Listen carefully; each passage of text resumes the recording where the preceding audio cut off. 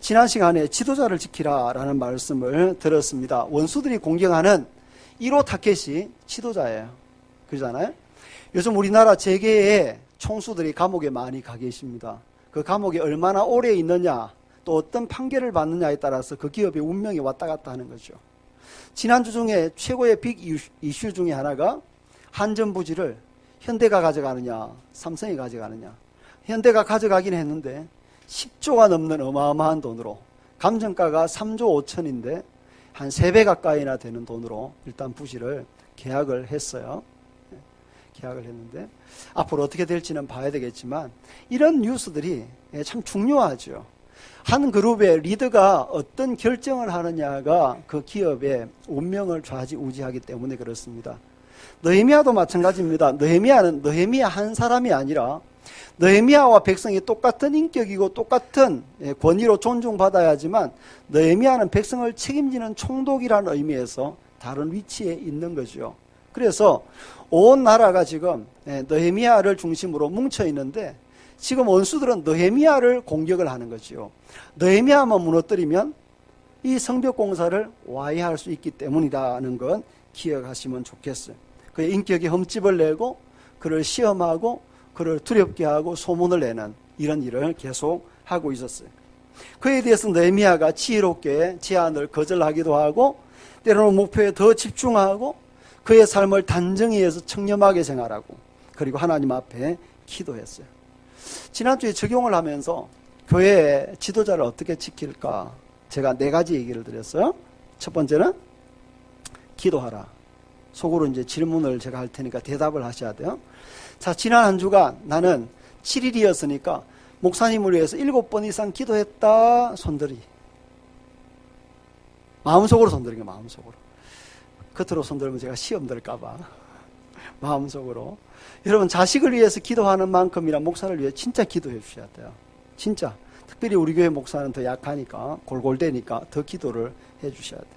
두 번째는요, 지도자를 존중하고 순종하고 복종해야 된다라고 얘기를 했습니다. 지도자에 대한 존경, 여러분 권위에 대한 존중. 아버지가 내 마음에 들 수도 있고 안 들 수도 있어요. 그건 둘째 문제예요. 아버지의 권위 자체를 무시하는 건 아니에요. 그래서 존중하는 것, 그것은 나의 문제, 우리 가정 전체의 문제라는 것 기억을 해야 합니다. 세 번째, 지도자가 리더해 갈 때 협력해야 된다. 느헤미야가 지금 비전을 제시하고 성벽을 재건하자라고 했을 때 온 백성들이 다 나와서 그룹별로 결국 공구를 맡아서 함께 협력해서 성벽을 세워가고 있었어요. 네 번째, 지도자가 일할 때 공급해 주는 것. 빌립보 교회 얘기를 했습니다. 사도 바울이 사역할 때부터 계속해서 사도 바울의 사역을 도왔던 교회. 또 브리스길라와 아굴라 같은 사람은 사도 바울과 업이 같으면서 늘 바울의 사역을 도왔던 그런 사람. 그래서 사도 바울이 사역을 잘할 수 있었습니다. 엘리야도 마찬가지예요. 사르밧 과부가 그의 사역을 도왔어요. 엘리사도 마찬가지예요. 성경에 나오는 모든 사람들을 보면 그래요. 자, 우리 교회 이성원 목사가 여러분 직업을 가지면 어떨까? 어떨까요? 예, 제가 알려드리죠. 괜찮아요. 목사도 하고 주중에 회사도 다니고 그거 괜찮은 거예요. 그게 문제가 있는 거 아니에요.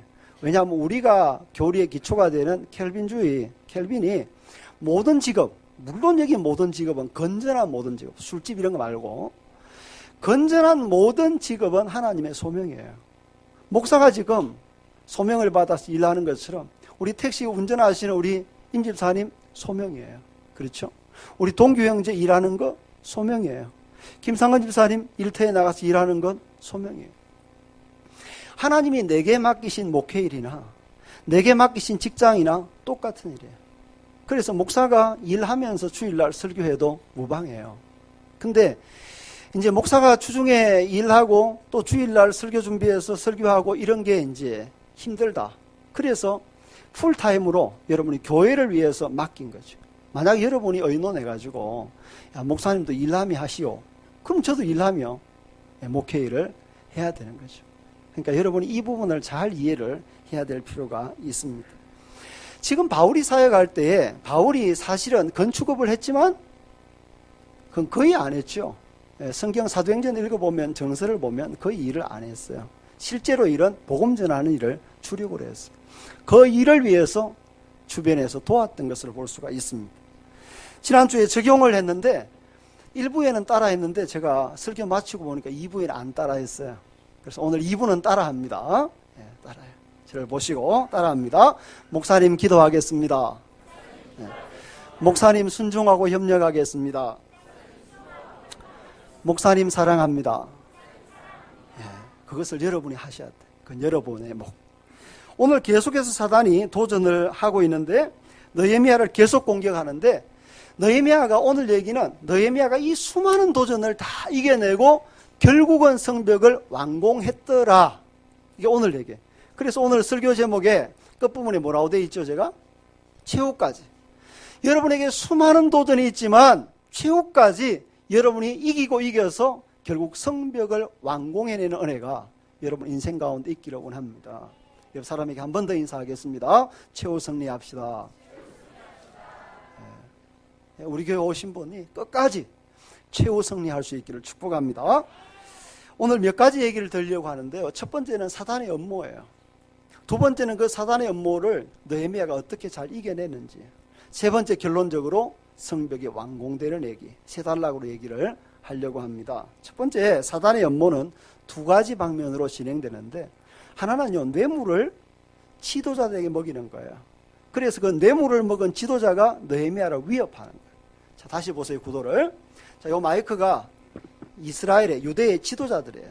자, 여기는 느헤미야가 총독으로 있어요. 총독. 여기 누가 있어요? 느헤미야.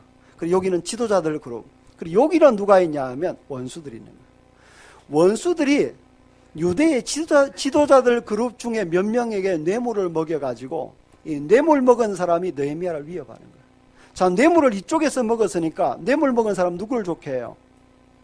뇌물을 먹인 사람의 이익을 대변하는 거잖아요. 그래서 뇌물은 무서운 거예요. 그래서 오늘 본문을 다시 보세요. 10절. 이후에 모헤다벨의 손자 들라야의 아들 스마야가 두문불출하기로 내가 그 집에 가니 그가 이러기를. 자, 스마야라는 사람이 뒤에 가면 예언자입니다. 그리고 제사장 레위인 그룹이에요. 그럼 이 사람이 유대 사회의 리더 그룹일까요, 아닐까요? 리더 그룹이에요. 제사장 그룹이니까 백성의 지도층이고 또 예언도 하니까 파워가 있는 사람이에요. 이 사람이 근데 갑자기 성벽 공사하는데 안 나타나요. 두문불출. 두문불출은 원래 두문동 사건에서 나온 얘기예요. 이성계가 원래 고려의 신하였잖아요. 그러다가 위화도에서 회군을 해가지고 군사를 돌려가지고 고려의 정면으로 반박하고 지금 반역을 하죠. 고려로 보면 반역자죠. 근데 조선을 개국을 했어요. 이성계가 조선을 개국하고 나서 그 나라를 위해서 인재등용을 해야 될 거 아니에요. 인재등용을 하기 위해서 과거 시험을 보는데 고려의 유신들이 많이 가가지고 과거 시험에 응시했는데 그러니까 조선의 신하가 되고자 간 게 아니라 고려를 막 찬양하는 글귀를 남기고 그리고 이성계에게 막 욕을 퍼붓고 그리고 집단으로 일어나서 두문동으로 들어가서 안 나온 거예요. 이게 두문동 사건이에요. 그래서 두문불출. 두문동에 들어가서 불출 나오지 아니하더라. 근데 스마야가 지금 두문동에 들어간 거예요. 진짜 두문동에 들어간 거 아니에요? 지금 숨어가지고 나오질 않는 거야. 그래서 느헤미야가 지도자 한 명이 안 나와요. 예를 들면 제가 순장이 지금 교회 안 나온다. 그럼 연락할까 안 할까요? 연락하겠죠. 무슨 일인지, 아프신 건지, 출타하시는 건지 물어볼 거 아니에요. 근데 물어보니까 스마야가 한 말이 뭐예요? 10절 끝에 보세요.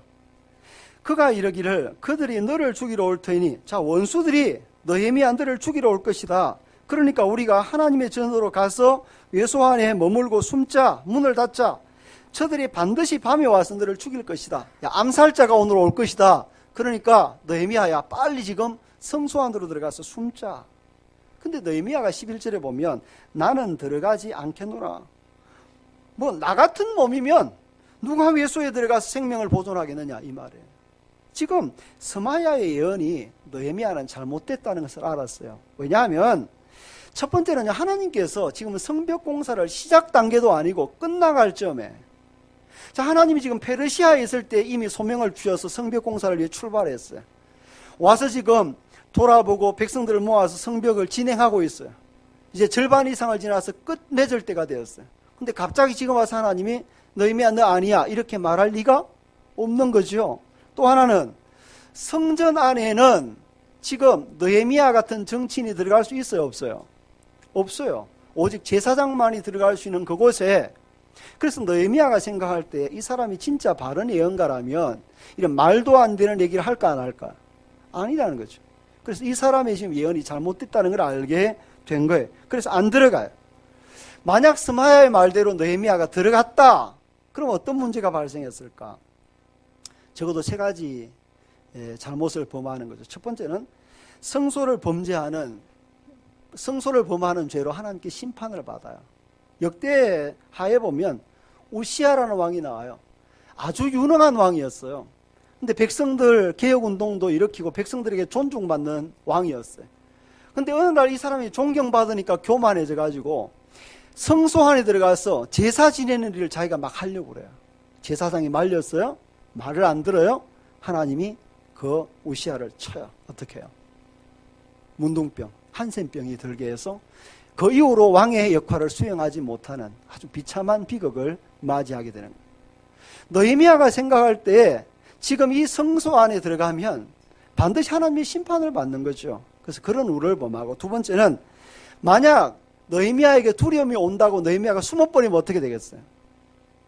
백성들이 볼 때 우리 지도자는 위험이 오면 홀딱 숨어버리네, 밥 먹을 때는 잘 나타나더니만, 이러면 리더십이 없어지는 거예요. 세 번째는요, 무엇보다도 목숨 때문에 도망가 버리면 마지막 지금 공사 완공이 돼야 안 돼요. 이 성벽 공사의 완공이 안 될 것이라는 거죠. 그래서 거절하는 거예요. 저는 사역자를 뽑을 때 설교 시켜보고 뽑고 뭐 이렇지는 않지만 우리 동력자들이 추천하면 거의 받는 스타일인데, 마지막에 이제 얘기는 해보죠. 특별히 전임 교육자 같은 경우에는 여러 가지 제공해야 될 게 있으니까 물어봐요.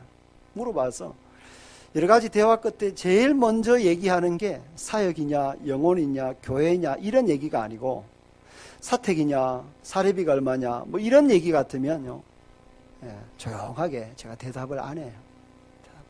저와 사역을 같이 할 수가 없는 거예요. 여러분, 사역자로 나선 사람이 자기의 일신의 영달을 꿈꾸면 그 사람은 문제가 있는 거죠. 물론 삶에 필요하지만 그건 교회가 해야 될 일이고, 사역자는 사역에 집중을 해야 되는 거죠.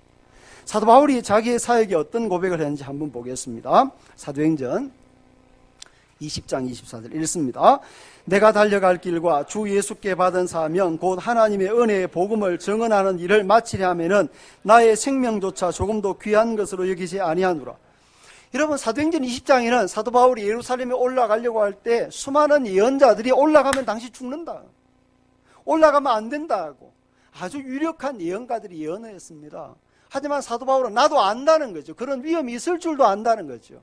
하지만 주 예수께 받은 사명을 위해서 나는 나의 생명을 조금도 아까운 것으로 여기지 않는다라고 고백했어요. 왜요? 한 구절 더 읽어보죠. 빌립보서 1장 21절 읽습니다. 이는 내게 사는 것이 그리스도니 죽는 것도 유익함이라. 사는 게 그리스도니까, 내가 사는 목적이 그리스도니까 그리스도를 위한 일이라면 죽는 것도 유익한 거죠. 여러분, 예수 믿는 사람이 건강을 위해서 기도해야 되겠죠. 하지만 건강이 목적이 될 수는 없는 거잖아요. 건강하든지 약하든지 우리의 목표는 뭐예요? 예수 그리스도예요. 그게 복음이에요. 그것만 드러나면 되는 거죠.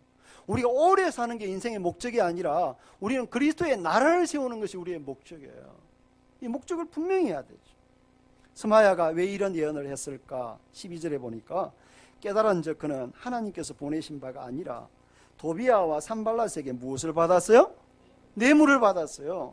그가 제사장 무리에 있고 예언자의 무리에 있었지만 그 속에 하나님의 영이 없고 지금 하나님 은혜가 머물러 있지 아니하고 돈을 좋아하고 탐심의 노예가 되어서 뇌물 받는 거죠. 뇌물 받고 하나님의 뜻이 아닌 얘기를 지금 하고 있는 거죠. 성경은 뇌물의 위험성에 대해서 몇 가지 얘기합니다. 세 구절을 읽어보겠습니다. 출애굽기 23장 8절 읽습니다. 너는 뇌물을 받지 말라. 뇌물은 밝은 자의 눈을 어둡게 하고 의로운 자의 말을 굳게 하느니라. 신명기 16장 19절 너는 재판을 굳게 하지 말며 사람을 외모로 보지 말며 또 뇌물을 받지 말라. 뇌물은 지혜자의 눈을 어둡게 하고 의인의 말을 굳게 하느니라. 신명기 27장 25절. 무지한 자를 죽이려고 뇌물을 받는 자는 저주를 받을 것이라 할 것이요 모든 백성은 아멘 할지니라. 여러분, 뇌물 받으면요 눈이 어두워져요. 여러분, 받고 나서는요 이게 큰 소리 못하는 거예요. 그래서 여러분, 탐심의 노예가 되지 않기를 원합니다. 오늘 13절 뇌물을 준 까닭을 설명합니다. 그들이 뇌물을 준 까닭은 나를 두렵게 하고 이렇게 함으로 범죄하게 하고 악한 말을 지어 나를 비방하려 함이었느니라. 여러분, 뇌물 줄 때는요 사람들이 정말 아니요 내가 존경해 준다 이러지만 사람들이 뒤에 얘기하는 건 뭐죠? 그 사람 참 돈 좋아하더래. 그러지 않으셔야 돼요. 그래서 여러분, 뇌물이라고 생각되면 10원이라도 줘서 안 되고 받아서 안 돼요. 그래서 그렇지 아니하도록 노력을 해야 합니다. 산발락과 도비아가 스마야에게만 뇌물을 준 게 아니에요. 14절 보세요. 내 하나님이여 도비아와 산발락과 여선지 노아디아와 그 남은 선지자들. 그러니까 얼마나 많은 선지자 그룹에, 지도자 그룹에 뇌물을 퍼뜨렸는지를 알 수가 있습니다. 그래서 원수가 항상 사역자들을 돈으로 매수하려고 한다는 것 기억하고 조심을 해야 돼요. 사역자는 돈의 힘 앞에 굴복하지 않아야 돼요. 중요해. 미가서 3장 5절 한번 읽어봅니다. 읽습니다. 내 백성을 유혹하는 선지자들은 이에 물 것이 있으면 평강을 외치나 그 입에 무엇을 채워주지 아니하는 자에게는 전쟁을 준비하는도다. 여러분, 선지자가요 누가 입에 물려주면 갈비겠죠. 입에 갈비 물려주면 좋은 소리하고 입에 갈비 물려주지 아니하면 막 저주하고 당신 집 그렇게 해서 복 받겠냐고 주의 종에게 그렇게 했어. 그런 말 별로 신경 안 써도 돼요. 그래서는 안 돼요.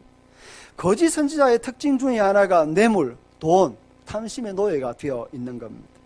두 번째 원수가 공격하는 것은요 세속화라는 방법을 통해서 공격을 해요. 17절을 볼까요? 또한 그때에 유다의 귀족들이 여러 번 도비아에게 무엇하였고? 편지하였고. 누가 누구에게 편지하는 거예요? 유다 귀족들이 누구에게? 도비아에게. 자, 그 다음 도비아의 편지도 그들에게. 그들 누구예요? 유다 귀족들에게. 그러니까 유다 귀족들은 도비아에게 편지를 쓰고 도비아는 유다 귀족들에게 편지를 쓰는 거죠. 편지를. 예를 들면 이제 주영이가 좀 어리지만 김상기 집사님의 아들이에요. 주영이 맞죠? 주영이가 좀 크면 예를 들면 제가 주영이한테 편지를 쓰는 거예요. 주영아, 아빠가 요즘 집에 성경 읽니 안 읽니? 이렇게 이제 물어보고 아빠가 집에서 기도해 안 해? 이렇게 이제 물어보는 거죠. 그럼 주영이가 우리 아빠 요즘 기도 안 해요. 이렇게 알려주면 제가 김집사님 요즘 성경 읽어요 안 읽어요? 이렇게 이제 얘기하면 안 되죠. 요런 거에 쉽게 말하면 제가 굳이 설명하자면 이런 거죠. 지금 유다 귀족들이 왜 도비아에게 편지를 해요? 그것도 지금 성도끼리 이렇게 하는 게 아니고 유다 귀족이 지금 자기 나라의 성벽 공사를 방해하는 원수인 도비아에게 편지를 하는 거예요. 이 원수와 지금 내통하는 관계라고. 내통. 근데 왜 유다 귀족이 도비아에게, 도비아가 유다 귀족에게 편지를 서로 주고받는지를 봤더니만 그 밑에 깔려있는 관계가 있어요. 그 관계가 뭐냐면 결혼관계예요. 결혼관계. 보세요. 18절 도비아는 아라의 아들 스가냐의 사위. 아라의 아들은 누군지는 잘 몰라도 유대인이에요. 그렇죠? 도비아가 마누라를 맞이했는데 어느 사람? 유다 사람을 아내로 맞았어요. 그리고 도비아의 아들 여호하난도 누구? 베레가의 아들 머술람의 딸을 아내로 맞았어요. 이 머술람 누군지 한번 볼까요? 3장을 갑니다. 3장 4절 읽습니다. 그 다음은 학고스의 손자 우리아의 아들 머레못이 중수하였고 그 다음은 머세사벨의 손자 베레가의 아들 머술람이 중수하였고. 자, 그러면 이 머술람은 지금 3절에 어문 6절에 옛문이 나와요. 어문과 옛문 사이에 성벽을 공사하는 한 구간을 맡고 있는 리더예요. 지금 모든 사람의 이름이 나오는 게 아니라 한 구간 한 구간을 맡고 있는 리더의 이름이 나와요. 여기에 머술람이 나와요. 자, 3장 30절 읽어봅니다. 그 다음은 셀레마의 아들 하나냐와 살랍의 여섯째 아들 하눈이 한 부분을 중수하였고 그 다음은 베레가의 아들 머술람이. 다시 말하면 여러분 성벽공사 지도 봤잖아요. 그 성벽공사 가운데 큰 공구 2개. 제가 그때 얘기를 신도림역, 그 다음에 어디? 구로 디지털, 그 다음에 사당 이렇게 있잖아요. 다시 말하면 이 큰 공사 구간을 2개나 맡고 있는 사람이 리더가 누구예요? 머술람. 그 머술람의 딸을 지금 누가 며느리로 맞아들였어요? 도비아가 자기의 며느리로 맞아들였다는 거죠. 아주 중요한 얘기예요. 원수가 지금 직접 느헤미야를 그동안 공격했어요. 그동안 느헤미야를 직접 공격하다가 안 먹히니까 유다의 귀족들을 지금 매수하는데, 돈으로도 매수하지만 지금 결혼 관계를 통해서 매수를 하고 있는 것을 볼 수가 있어요. 왜? 19절 보세요. 그들이 도비아의 선행을 내 앞에 말라고. 그렇죠? 그들이 누구예요? 지금 머술람 같은 유다의 귀족들이에요. 유다의 귀족들이 도비아의 선행, 말이 돼요? 자기들의 왼수인 도비아의 선행을 지금 느헤미야에게 말하는 거예요. 도비아 그 사람 괜찮더라는 거예요. 사돈이니까 괜찮지. 그렇죠? 또 내 말도 그들에게 전했어요. 아까 말하듯이 제가 주영이 아빠 얘기를 저한테 하는 것처럼 지금 느헤미야의 말을 지금 원수들에게 알려주는 거예요. 도비아에게. 여러분 우리 교회뿐만 아니라 어떤 교회든지 이단들, 거짓 선자들이 들어올까요? 안 들어올까요? 들어오지요. 그래서 이번 주에 우리 목사님이 이렇게 설교했어 라고 알려주는, 그리고 그쪽에 지령을 받아서 또 이쪽에 퍼뜨리고 사람들을 매수하는 그런 사람이 항상 있다는 걸 기억해야 돼. 그러니까 여러분이 여러분 영혼을 잘 체크를 해야 돼. 여러분 근데 유다 귀족들이 왜 넘어갔을까? 왜 도비아의 아내로 주고 또 도비아의 며느리로 자기 딸을 주었을까 하는 거죠. 이게 중요한 거예요. 여러분 사장들 그룹을 한번 보세요. 다 그런 건 아니지만 부자들은 부자들끼리 사돈 맺어야 안 맺어요? 대부분 그렇죠. 지금 유다의 귀족들이라고 그랬어요. 도비아는 지금 느헤미야가 총독으로 오기 전에 그 지역에 지금 그 지역을 관장하고 있는 산발락과 도비아가 그 지역의 총리들이었어요. 그 지역의 리더들이었어요. 근데 느헤미야는 와서 하는 일을 보니까 이전 총독처럼 사례비도 받고 그리고 월급도 받고 그다음 보너스도 받고 그리고 백성들 압제하고 이자도 받아서 자꾸 챙기고 부자가 되는 게 아니라 어떻게 해요? 월급도 안 받아요. 나누어 줘요. 백성들하고 함께 먹어요. 그러니까 이 집에 자기 딸 보내면 어떻게 될까? 쪽박 차는 거지.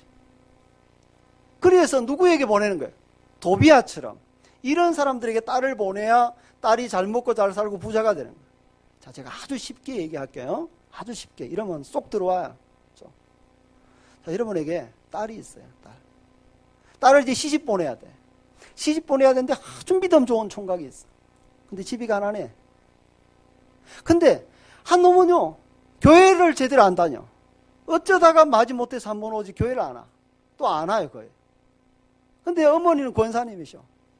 우리 교회를 얘기하는 게 아니에요. 보통은 설정이 그래. 그런 사람도 실제로 많아요. 근데 명문대를 나왔어. 그리고 부자야. 뒤에 직업이 사자가 붙었어.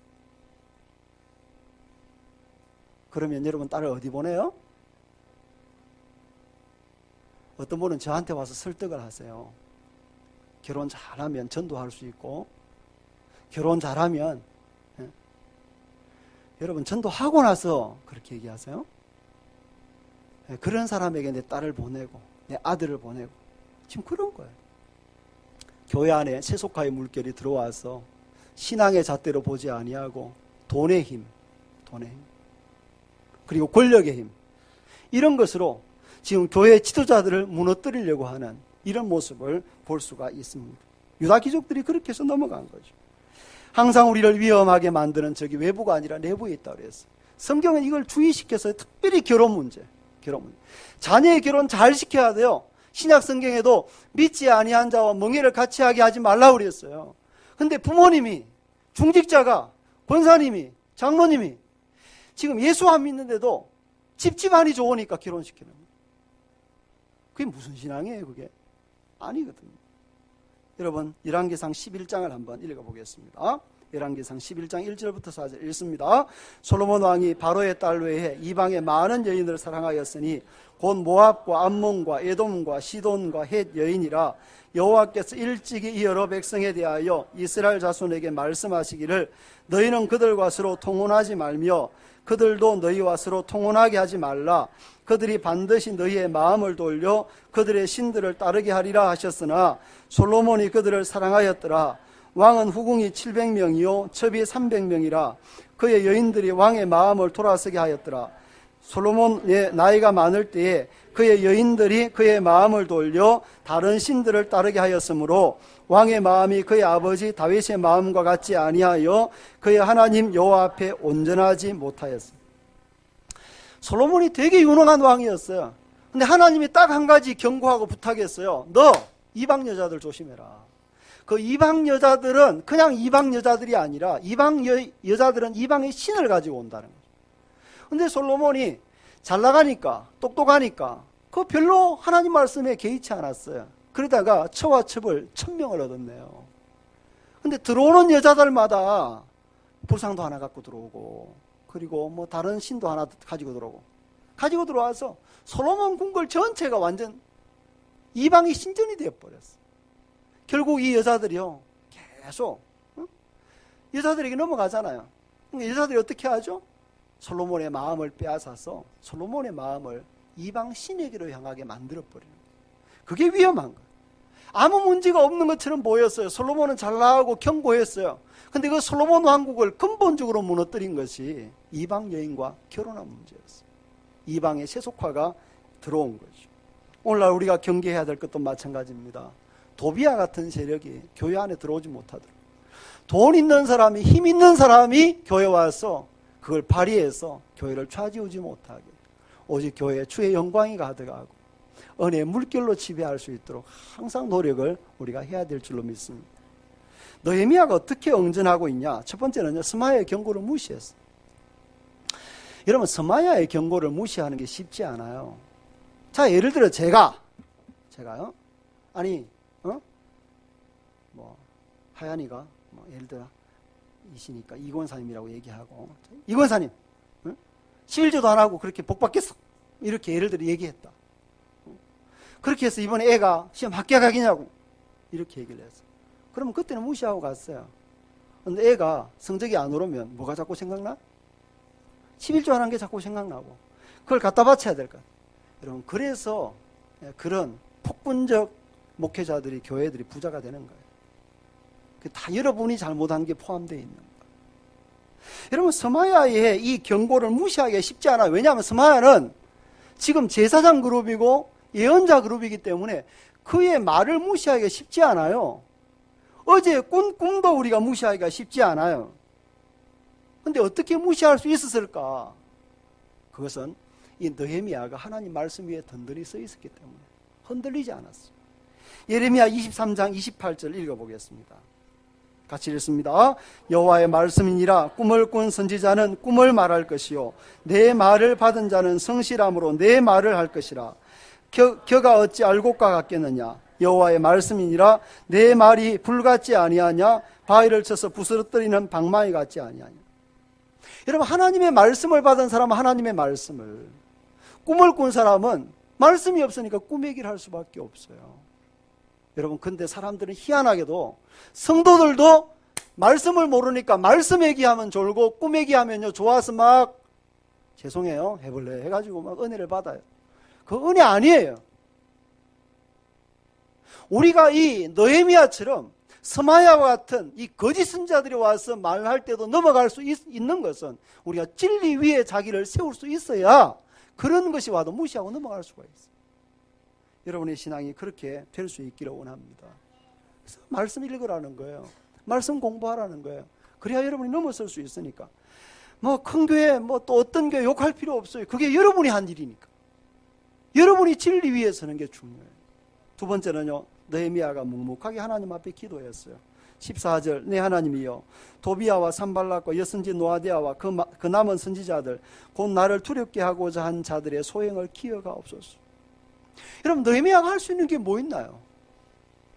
느헤미야가 기도 외에 사실 할 수 있는 게 없어요. 지금 지도자 그룹들이 돈의 매수가 되었어요. 그래서 느헤미야를 공격할 때 느헤미야가 뭘 하겠어요? 할 게 없고 하나님께 의존하는 거예요. 사도행전에 보면 사도들이 예수님의 죽으심과 부활을 증거하다가 공회 앞에 잡혔어요. 공회원들이 위협합니다. 너 예수를 계속 전하면 죽일 거야. 그때 이 사도들이 한 일이 뭐예요? 기도 외에는 한 일이 없어요. 기도 외에 또 할 것도 없어요. 한번 읽어봅니다. 사도행전 4장 29절 읽습니다. 주여 이제도 그들의 위협함을 굽어보시옵고 또 종들로 하여금 담대히 하나님의 말씀을 전하게 하여 주시오며 손을 내밀어 병을 낫게 하시옵고 표적과 기사가 거룩한 종 예수의 이름으로 이루어지게 하옵소서 하더라. 빌기를 다하매 모인 곳이 진동하더니 무리가 다 성령이 충만하여 담대히 하나님의 말씀을 전하니 빌기를 다하매 그랬어요. 사도들이 믿었던 것은 하나님의 능력을 믿었어요.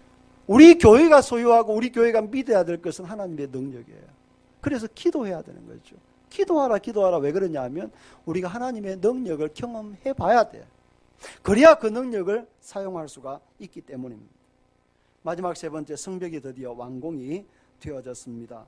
15절에 보면 성벽 역사가 52일 만인 엘룰을 25일에 끝남에 9월 25일 날 성벽 공사가 끝이 난 것이요. 역사가 요세푸스는요, 이 부분을 기록하면서 2년 4개월 걸렸다고 역사책이 기록해요. 근데 오늘 느헤미야서에는 52일 만에 성벽을 완공했다라고 얘기합니다. 무슨 차이일까? 왜 이렇게 성벽을 빨리 지을 수 있었을까? 이유가 몇 가지 있어요. 첫 번째는 느헤미야가 공사한 시점부터냐, 아니면 느헤미야가 오기 전에 이미 뭐 하고 있었어요? 이미 공사하고 있었어요. 첫 번째 포로에서 돌아온 사람이 스룹바벨 중심으로 성전을 재건했고, 두 번째 돌아온 사람 학사 에스라 중심으로 스룹바벨과 성벽을 재건하기를 시작했다고 그랬어요. 이것이 조서가 올라가서 중단되었을 뿐이지 이미 기초는 다 닦아놓은 상태에서 위에 걸 허물었을 거 아니에요. 그래서 기초가 대부분 닦여 있었기 때문에 빨리 올라갔을 것이다. 두 번째는 대적들의 위협 때문에 오히려 공사가 빨라진 거죠. 우리는 위험이 오면 느려질 것으로 생각하지만 어떤 경우는 위험 때문에 빨라진 거죠. 그건 우리가 앞에 읽어봤던 대로 한쪽에는 창을 잡고 한쪽에는 열심히 도구를 잡고 일을 했어요. 한쪽은 방비하고 한쪽은 일을 했어요. 한쪽이 나팔을 잡고 한쪽은 일을 했어요. 그래서 위기 속에서도 이런 새벽부터 밤늦게까지 일하였다. 그리고 신발 벗지 아니했다. 이런 표현을 우리가 봤잖아요. 그 정도로 열심히 일했기 때문에 빨리 공사를 마쳤을 것이다 하는 거죠. 정호성 시인의 새벽 편지에 보니까 이런 글귀가 있더라고요. 새들은 바람이 가장 강한 날에 집을 짓는데, 어찌 보면 이해가 안 되잖아요. 새가 새 집을 짓는데 나뭇가지에도 집을 지을 거 아니에요. 바람이 불고 흔들리는데 거기에 나뭇가지에 집을 지어요. 근데 내용을 보니까 그게 맞는지는 모르겠지만 바람이 고요하기를 거쳐가지고 집을 지으면 집 짓기는 쉽죠. 근데 작은 바람에도 그 집이 휘떡 날아간대요. 그래서 바람이 많이 불 때 지어놓으면 그 바람에도 견딜 수 있는 집이니까 안전하대요. 여러분, 우리가 살아가면서 인생에 여러 위기들이 올지라도 그 위기 가운데 어떤 사람은 포기하지만 어떤 사람은 그 위기에 더 열심히 집을 짓는다는 거죠. 세 번째, 성벽 규모가 아주 작았기 때문에 성벽을 빨리 지을 수 있었습니다. 그림을 하나 보겠습니다. 이건 지난번에 봤던 그림이죠. 성벽 공사 구간 나누어서 어디까지 누가 할 때 봤어요. 자, 안에 있는 아주 빗금으로 되어 있는 것 같은 조개, 느헤미야가 지었던 성벽에, 그리고 바깥에 있는 테두리에 아주 큰 것이 원래 예루살렘 성전의 모습이에요. 그러니까 거기에 비해서 작은 부분이에요. 그래서 공사가 빨리 끝났을 것이다 하는 것. 마지막 중요한 얘기가 오늘 본문에 나와 있는데 16절.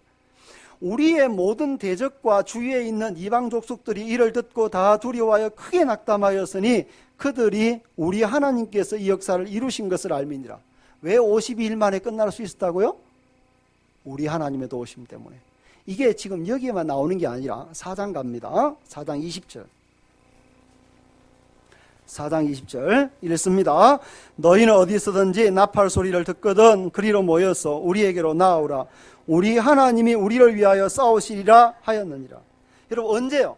4장 읽어보면 산발락과 도비아와 그 일당들이 계속해서 와서 조수하고 조롱하고 위협하는 그때에 느헤미야가 백성들에게 한 말이 이거였어요. 너무 두려워하지 말아라. 우리 하나님께서 너희와 함께 할 것이다. 너희를 통해 싸워서 이길 것이다. 라고 얘기를 했어요. 근데 지금은 어때요? 성벽공사가 끝이 나고 하는 말이에요. 끝이 나고.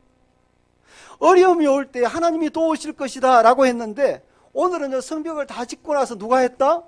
그거 봐. 약속대로 하나님께서 우리를 도우셔서 성벽공사가 끝나게 하셨다는 거죠. 이런 간증을 하고 있습니다. 여러분, 우리에게도 대적의 위협들이 있지만 반드시 승리할 날이 있을 것입니다. 말씀을 정리합니다. 세 가지 얘기 드렸어요. 첫 번째는 원수의 공격은 오늘도 계속된다는 거예요. 여러분, 원수가 쉬는 법이 없어요. 뇌물로 유다의 지도자들을 매수해서 지도자들이 느헤미야를 공격했듯이 오늘도 수많은 원수들이 교회를 위협하고 도전할 것입니다. 거기에 탐욕이라는 돈의 힘을 가지고 우리를 위협할 수도 있어. 때로는 무서운 것은 우리 깊숙이 세속화의 물결이 들어올 수 있어요. 유다 귀족들이 원수 도비아와 내통하듯이 하나님의 교회 안에 거짓과 내통하는 사람이 있을 수도 있습니다. 교회 지도자들이 하나님의 말씀 위에 서 있지 못하기 때문에 세상의 힘으로 교회를 이루려고 하는 노력들도 있을 수 있습니다. 그 부분을 우리는 조심해야 되는 것입니다. 큰 두 번째, 느헤미야가 어떻게 응전했냐 하면요, 하나는 스마야 예언을 무시했어요. 여러분, 스마야 예언 무시하는 거 쉽지 않아요? 여러분, 성경을 잘 안 믿고 기억을 못하지만 어제 꾸었던 꿈은 기억이 안 해요. 예. 여러분도 우리가 하나님 말씀보다 꿈을 더 의존해요. 근데도 하물며 선지자, 예언자가 한 그 꿈, 예언을 무시하기는 쉽지 않아요. 그러려면 느헤미야가 정치인이었지만 말씀에 굳게 섰던 것처럼 우리가 평신도지만 하나님 말씀에 굳게 서는 훈련이 필요해요. 그래야 무시할 수 있어요. 바른 길이 아닌 무시할 수 있는 것. 두 번째요, 느헤미야가 묵묵하게 하나님 앞에 기도했어요. 기도 외에는 우리에게 길이 없다는 거 기억하시고 또 기도하는 그런 성도가 되어야 합니다. 마침내 성벽이 완공되었어요. 원수의 위협이 있을 때 한 손에는 방패, 한 손에는 일하는 도구 들고 열심히 일하고, 또 하나는 무엇보다도 하나님의 도우심으로 완공된다고 그랬어요. 여러분, 하나님의 도우심 가운데 우리의 성벽이 완공되어지는 그날을 기필코 마침내 보는 저와 여러분 되기를 축복합니다.